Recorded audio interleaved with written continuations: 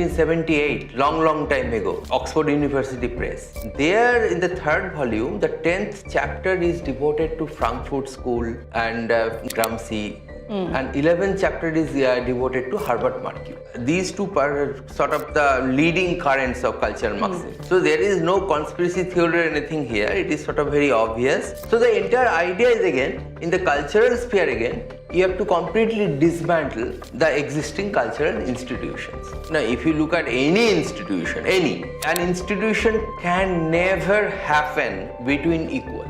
Correct. It has to be between two unequals, right? Like if you look at this Pondicherry Lit Fest, you as a director, you have the organization skill, and I am an author, I have something to say to the world. We are meeting because we are unequals. If we are both authors, there is no way this Lit Fest would have happened, right?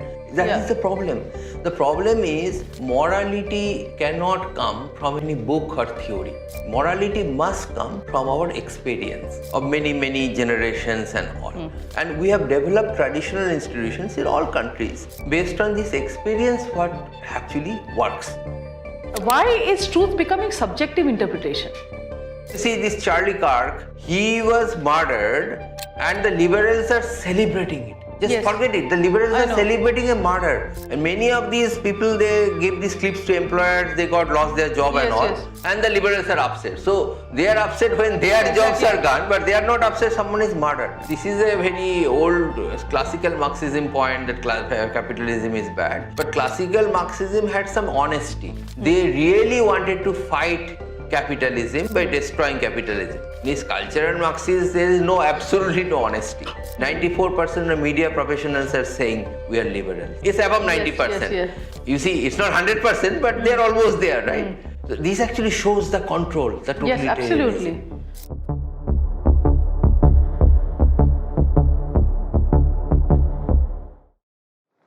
Hello and welcome to the sidelines of Pondicherry Lit Fest 2025. I'm extremely happy to have as guest this morning Kausik Gangopadhyay.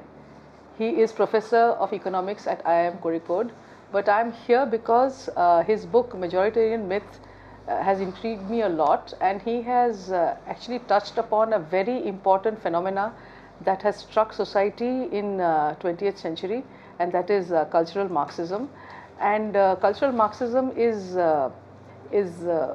specific about some very critical points views that they have about society. So I'm going to stick to a very strict script here, and I will get from him the understanding of this phenomena.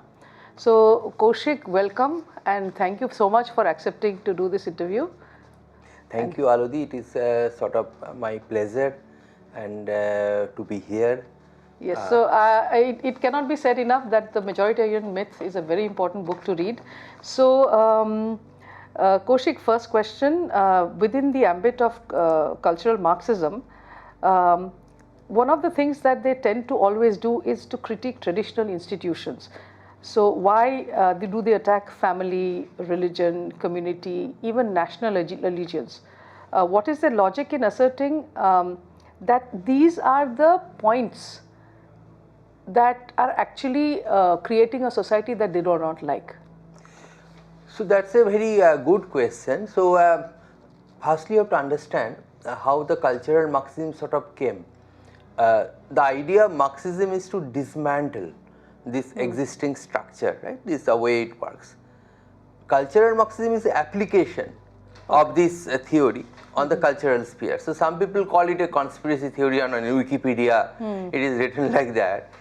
But it is very interesting to know that there is a Polish scholar, Leszek Kolakowski, who has a very scholarly work. It's called Main Currents of Marxism. These 3 volumes, published in my birth year, 1978, long time ago, Oxford University Press. There in the third volume, the 10th chapter is devoted to Frankfurt School and Gramsci, and 11th chapter is devoted to Herbert Marcuse. Yes. These two are sort of the leading currents of cultural Marxism. So there is no conspiracy theory or anything here. It is sort of very obvious. He has not written the name cultural Marxism. He just explained it as an application of Marxism on cultural spheres. So the entire idea is again, in the cultural sphere again, you have to completely dismantle the existing cultural institutions.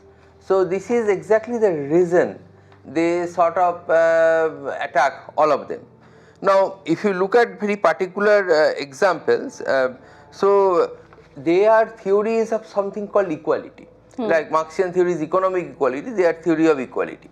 Now, if you look at any institution, an institution can never happen between equals. Correct. It has to be between two unequals, right? Like if you look at this Pondicherry Lit Fest, forget there is no numerical or pecuniary compensation thing here, but it's an institution, right? You as a director, you have the organization skill, and I am an author, I have something to say to the world. We are meeting because we are unequals. If we are both authors, there is no way this Lit Fest would have happened, right? And then any kind of inequality, any kind of unequal people, there has to be some sort of a norm or something, right? I might think that I am know more about culture Marxism than you, but you as a director, you have the sort of authority to sort of say whatever you want to do. That is how the institution functions. Now, if you look at any institution, this is true. If you look at a marriage, it's between a man and woman, right? They are bringing complementary skills. The women can actually have these women and they can have children. They could actually raise children better. That is sort of a genetically true, evolutionary true and all, right? Man can have the other skills. Now, if you think that both will participate exactly equal amount of hours in the labor market outside, then the institution will collapse. Correct. And this theory of equality, so at some level they understand that this is going to happen in the top level and they want it because that's the agenda. In the bottom level, people are fed the religion of equality, so they have to do it just to feel morally good about it, right? That is sort of the idea. Yes, this moral upper hand is, I think, what guides the entire principle. That the capitalism feeds the rich, feeds the greedy, whereas they have the moral upper hand to break all these institutions that actually keep society cohesive. That is the problem. The problem is morality cannot come from any book or theory. Morality must come from our experience of many generations and all. And we have developed traditional institutions in all countries based on this experience what actually works. Now, if you really want to destroy everything, dismantle everything based on a theory that was conceived by a person who lived most of his life in prison, Gramsci, then that is going to take a disaster, right? Correct. But their point is exactly this. They actually want to do that. Now, problem is, it is being funded by some rich billionaires and all who want to control the world, and because they want to control the world, they want their monopoly power. They don't want the power of any other social institution to challenge them. I think we have seen enough how the poison of a free thinker, I think, is the biggest threat to this movement. To the movement, yes. So that's how they justify all their agenda against our moral values and our cultural values. Yes. Yeah. And again, the nationalism you are talking about, the same idea. Yes. The moment you feel proud of your culture and all, then alternative centers will revolve, and they don't like it, right? They want to have all their power all over the globe, right? That's what. Yes. So then actually it's not only the units of society, but they have actually, in the name of trying to be their mouthpiece, created massive problems in race, gender and class. So actually my curiosity in this came about when I think I told you in a conversation that first of all, even if you take the example of India, the transgender, we had like you said, society evolved a code within which they had actually a space. Now today we think that the fringe tends to occupy center stage. It is still a minority. Why is it that suddenly all the fringe, this is one of their strategies, all fringe becomes center stage. So there I feel, and then they have their own interpretation of race and gender. And then they, like you said, they want to mix roles and all. So again, these are the 3 points other than family and religion and community that you can comment a little bit: race, gender and class. So race, gender, class, again the same idea, that equality and other things that I talk about, this is going in absurd proportions. So if you look at the gender, I mean in America we have seen how it is happening, right? The idea of the gender is sort of very fundamental. And that's why when someone is born, we say it's a boy or it's a girl, right? That is sort of in all cultures, that is just true. And then now they have changed it. Now you cannot say it's a boy girl, say that gender assigned at birth. Exactly. Now, and I'm a birth parent and I'm not a mother. I'm not a mother. Like, we have altered definitions and we have diluted meanings. This is really, I mean, I think it's a threat. Now problem is this is happening from postmodernism. So the idea, there is a book by James Lindsay and Logan Lansing, the transfiguration of the American, in the qualification of American children. So they have mentioned it. Essentially, this book talks about how there is it is coming straight from this postmodernism. Postmodernism says there is no absolute truth, so there is no absolute gender. Yeah, that's the point. Right? And the only person who is pure in this world is a transgender, because he is from the birth has no gender. So, like Christ is the ideal of the Christians, for this cultural Marxist, the ideal is the transgender person. Now the problem is all these areas, they go drastically against sustainability. Any sustainable society requires motherhood, the understanding of motherhood, fatherhood, the responsibility of fatherhood. These are all gone. That's why they cannot raise any good children, right? I mean, this society in the Western world, they are collapsing because of these reasons. Correct. Unfortunately, in India, we are lapping it up. In our central government, they have also done this transgender, trans as a legitimate surgery in this one of the government schemes. So it is one thing. Again, this has to be made very clear. I have nothing, those who are born trans, I have only for sympathy. I want a good life for them. Yeah, there is a distinction between the intersex and the trans. Intersex is a physical condition.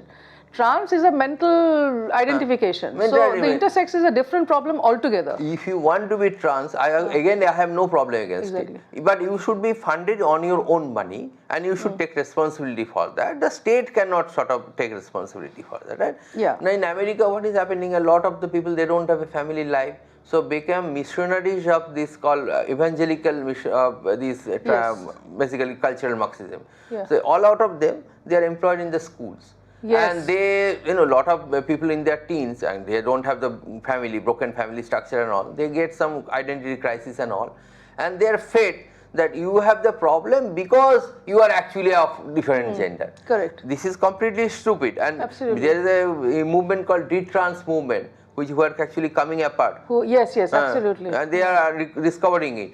They used to be cancelled in all the social platforms and all, so that they can't say their story. In fact, it is very interesting. The first trans person was in 1960s or so. So that person was a boy, but somehow for some surgery, I think during this, this organ was mutilated. So he was made a girl. Later in the life of this person, this girl, she thought that she should be a boy. So there is something very inner thing, and then this person did not live long.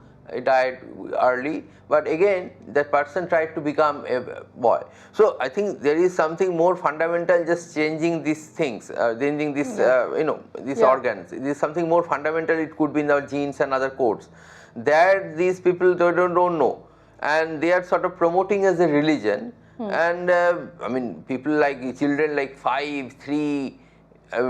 Even forget about 12, 5, 3, this year old, they are actually becoming other gender. I mean, as a girl, I know there was a time when I wanted to be a tomboy. That doesn't mean that I thought I was a boy at any point. Just let me grow and I'll become a woman. I mean, I had a curiosity that's on age 3, 4, women's clothing. I actually sometimes tried or something. That is sort of normal curiosity. But this is sort of interpreted this way. Exactly. So now let us come to the point of what is their agenda. Like you talked very correctly, like any institution has actually, there is a difference. And the difference is what makes an institution thrive. And I completely understand that. So what are they aiming for? Are we all going to be worker ants in the same, looking similar, doing similar in society? And so if you can qualify this by giving your views on the idealization of the equality of outcomes and how that can dangerously play out in society.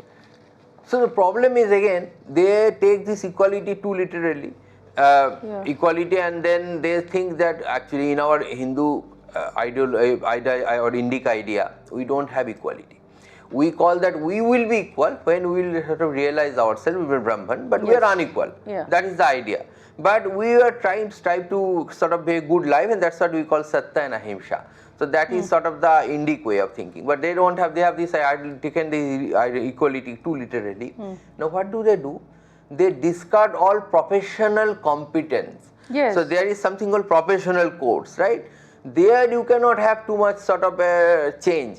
Now they are saying, okay, you have to have equal proportion of this and this race or that race. Then what is happening? The entire population, this professional idea of competence is lost. Now in California, they said that maths is racist. Now, I mean, I have not heard any stupid, I mean, you see, I saw these liberals, they are sort of crying out about some Indian mathematics being included in the curriculum. But when maths was discarded, told racist, I have not seen any of these mathematicians, liberal mathematicians there. So this is a very fundamental thing. Now, problem, now this kind of idea, and then what are they doing in the Boeing? We have seen they are forced to take a lot of people who don't have the qualification, right? And then one of the planes that are flying, the actually window fell apart, or sorry, the door actually flown apart. So this is very risky, right? So this will sort of permeate all the phenomena, all the places, and in India it is also happening. I have nothing against reservation or something like that. I think to an extent maybe this is okay, because we need to also give people of disadvantaged background. But it does not mean that you will give anyone and everyone. I have many of my friends who are from those communities which are considered disadvantaged. They are also saying that this is coming too much in the other way. So I think DEI, diversity, equity and inclusion is actually not the same as reservation. Because reservation, the diversity aspect is not there. You are a particular category, and for whatever historical reason, it's here the diversity becoming the criteria becomes lopsided, because where is merit then? Like anyone can do anything. Exactly. That is not true. We know that anyone cannot do anything. I cannot sing, I know that. Correct. I cannot play basketball, I know that. And then I choose my profession which I am good at. And that should be the case, right? Everybody, I think, has potential in some level, and they should go, that a particular person should go there. But it does not mean that anyone can do anything, right? That is not the way. Now what is happening in a very famous institute in India, one of the IITs, top IITs, one of the places in PhD, the cutoff criteria has become 0. 0 marks if you get in the cutoff exam will be admitted. So then basically this person, I don't think that person will be able to do any good in this PhD. Correct. So it is actually ruining that person's career also, because some years he will be sort of pursue false hope and all, and then nothing will happen otherwise, right? So this is. So this reminds me, I was in France for a few years and I was studying French. And my teacher was an elderly lady, but she had taken part in the 1968 revolution of France, the student revolution of France. And she said, but she was a purist when it came to spelling and vocabulary and everything. And then she said, I myself was part of a movement that I regret today. Because the strict rules of grammar, the strict rules of expression, the fact that we held our students up to a certain standard was actually quite good, and we revolted against that. And I have seen what French education has become over the 70s and 80s. Spellings have become, optional. Children get so tired, so you give them a midweek holiday. There is lack of rigor. And today when she talks to her students, she is frustrated because so much of dilution, irregularity, lack of beauty of language, expression, norm has now become normalized because you want to do inclusion, because not everybody speaks the pure French, that today she laments her language. So in class she was very, very strict with us. And she says, the mistake I made in 68 to precisely to include, to lower standards so that more people can feel included was actually wrong. So she said that in class, and I found that absolutely brilliant, because she was, we were all wondering, why was she so severe with us? And then she said, this is why it is. So there is a saying that conservative is a liberal mugged. So that is sort of that story. Yeah. So now one of the most disturbing aspects of cultural Marxism is that I am very wary of people who modify definitions in order to include their argument. You know, they will stretch it. You know, Like then that is dangerous with violence. You know, like violence is when somebody is physically hit. Now you say that if I tell you something and you feel offended, now that is violence. Then if you equate hit with words, then words can result in a hit. Yes, and that is happening. So this dilution of definition, please talk about. And why is truth becoming subjective interpretation? Again, this is postmodernism in some sense, this subjective, Yeah, but I'll tell you some of the outcome. Yes. You see this Charlie Kirk who was doing this thing, he was murdered and the liberals are celebrating it. Just forget it, the liberals are celebrating a murder. And many of these people, they give these clips to employers, they lost their job and all. And the liberals are upset. So they are upset when their jobs are gone, but they are not upset someone is murdered. And I, this is a very respected author, Stephen King. He lied in the social media that Charlie King advocated stoning of the gays. Charlie King only said that marriage is between, Charlie Kirk, sorry. Charlie Kirk only said that the marriage is between a man and a woman. And I see nothing wrong in that. And I'm not stopping, I'm not saying that any gays should not cohabit together. That is their choice. I don't have anything else. But calling it a marriage is again belittling the institution, the definition, right? The whole fundamental point, exactly, and the fundamental point is that why can't you just agree to disagree? Like there are many points about Charlie Kirk that I completely agree with, and there are certain points that I don't agree with, and I'm okay.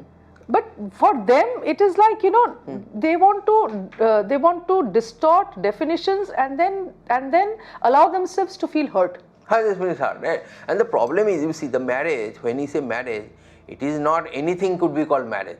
The idea of a marriage, it has a sanctity because it is about a sustainable social institution, right? To further have children and grow them well. It has been actually academically found that children who grow up in stable marriages, they tend to be less criminals. They tend to be sort of do well in, statistically do well future in life. So it has a purpose. It is not that anything you call it a marriage and that will sort of work. So that is sort of the way it works actually. This gay marriage is again another phenomenon where they are sort of completely distorted this thing. I mean America, before it was only marriages between man and woman, let's say 20 years ago. Now all the gay are called marriage, and the institution of marriage is going down so severely. Correct, because you talked about also the codes coming up because of the way society evolves. So our moral compass and our cultural compass is dictated also to a large extent by religion. So I suppose in that respect, because for whether you like it or not, the marriage is a civil contract, yes, but it is also a cultural religious institution, and if the religion has a certain norm, especially with Christianity where it's very, very strict, you might not agree, but I don't see the problem in just listening to the man, and just like, so similarly. No, you call it a different institution. If you want to give, but don't tamper the idea of marriage. Yeah, but then it goes right to the first thing we talked about, and that is they want to destroy the traditional units of society. And marriage being one and the family being one, it attacks directly at that. Because again, this comes back to the idea of the Frankfurt School, the capture of the public space. They want to create an environment, it's a totalitarianism, but it is like you cannot express your thoughts. Now outside world, in the newspaper, media, they make certain words, certain things, you cannot call them, they will be cancelled, right? So the only place people are very confident about expressing themselves is family. Because family you can say whatever you want, right? So they want to decrease the family primacy of the family. Absolutely. And that is exactly what is happening even in transfiguration. The parental rights were taken away and all. So now let us look at capitalism. And since you are an economist, what is their angst with individualism? And what is their angst with capitalism? The model of this, the society model that capitalism gives. And therefore, their definition is that capitalism makes society oppressive. And therefore, they need to do all of this to liberate society. So, can you give us this capitalism being bad for society thing? Of course, this is a very old classical Marxism point that capitalism is bad. But classical Marxism had some honesty. They really wanted to fight capitalism by destroying capitalism. In his cultural Marxism, there is absolutely no honesty, because these movements, if you look at the top billionaires like Jeff Bezos and all, they fund all this essentially what you call cultural Marxist movements. Absolutely. Right? Now, this is George Soros, right? He is the sort of patron saint of this cultural Marxism. Now, these people, they have no honesty. They are all sort of being fed by capitalistic money. So, the capitalism is bad is sort of a slogan to keep some people in their camp, right? But actually, they don't say, but the one they hate actually is individual entrepreneurship. The moment people become their own makers of their life and all, then they will sort of assert themselves. They will not, guided by your dictates. And that is what they don't like. They like only their monopoly of power. Others has to be brought down. If you look at the Black Lives Movement, it has all the demand is about some cultural demand. Nothing is about economic demand. But if you look at ask an average black person, the biggest problem is they are not economically that sound, right? Black entrepreneurs are less and all, right? That is but they are never talking about it. So they don't have, it's a slogan only. Let's look at this person, Mamdani, who is sort of a very stupid sort of person, looks like by the words. Like, he says like in Gujarat there is no Muslims there and all sort of things. But this guy actually, if you look at his personal life, he enjoys all the comfort. He recently had marriage. It's a very very lavish ceremony and all, right? And now he in a very chaste suit and all. He comes here in the TV. He says that capitalism is bad. Correct. So that is actually, I think this is a sort of a what I will say. This is, I think this is what we call that. This is the golden goose. So this shows this capitalism is bad just to keep people in his side and then grab power, and then whatever they want to do, they will go. Yes. So this is where I think to round this conversation up, when you talk of cultural Marxism, and actually the word woke also, I will evoke it in this last question of mine, because ultimately actually in the biggest arnak, the biggest scam I feel in this whole process is that in the process of trying to actually liberating you, they are actually doing cancel culture. They are the ones doing cancel culture, because it's either highway or my way. I haven't seen anybody more intolerant of views of the others than this lot. So in the garb that they are the ones liberating.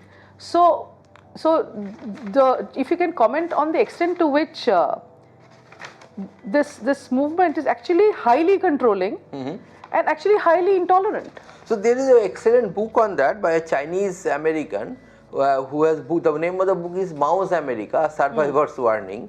So essentially whatever Maoists are doing, they are actually doing the same thing. And this has been actually, it's not a coincidence. The Herbert Marcuse, who essentially started this entire movement in America, he has a very particular essay called Regressive Tolerance. Tolerance is bad. And he says that tolerance actually gives you inertia and all, so don't be tolerant, attack them in the name of inequality. And he has also some quotation also that he said that Mao is sort of... It's actually a formula for perpetual social unrest actually. Perpetual social unrest. And who will benefit? Because this is complete anarchy and all, they will never be taken to any order, any sort of good way of building themselves. So the existing powers will rule. So basically the billionaires like George Soros and Jeff Bezos, they will rule. The normal people like you and me will not be able to come up with a decent alternative or decent idea of power for ourselves. Correct. And that is how this sort of works. So firstly the cancel culture, of course, as you can see, this Charlie Kirk is murdered and that is being justified.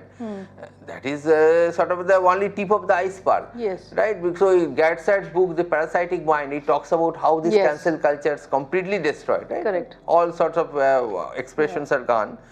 And then what happens also in the US, when I was in America, it's like 20 years ago, all sorts of meetings and associations was a norm.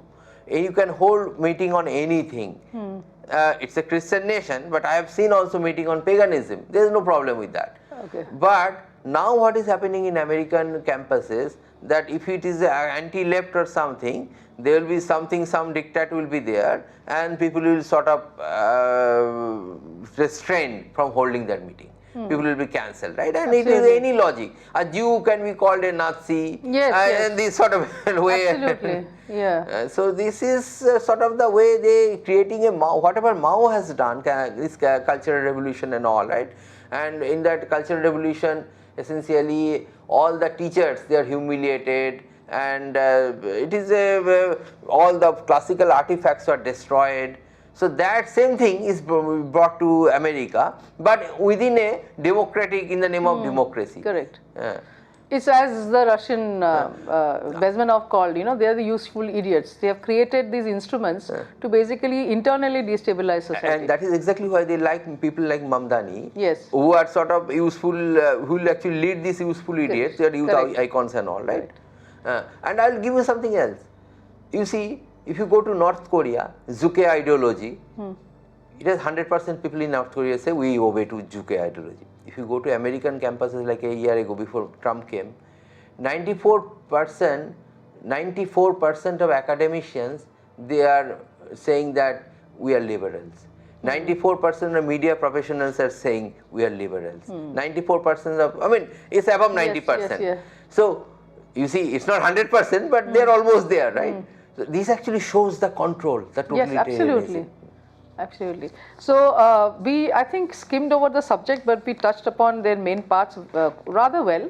And so, Kausik, thank you very much for this. And I wanted to start this discussion at PLF, and I'm really happy it happened with you. Thank you. Thank you. Thank you so Thank much. You.